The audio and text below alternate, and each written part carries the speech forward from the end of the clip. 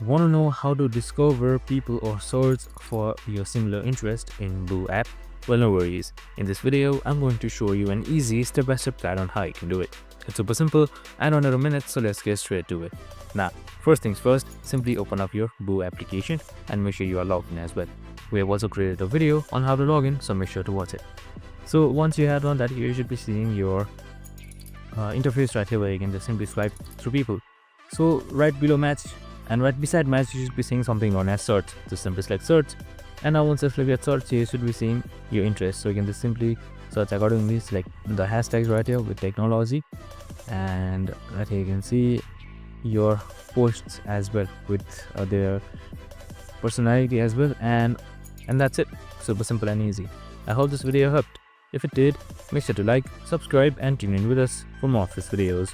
Have a good day, follow us for more of these videos, and see you in the next one.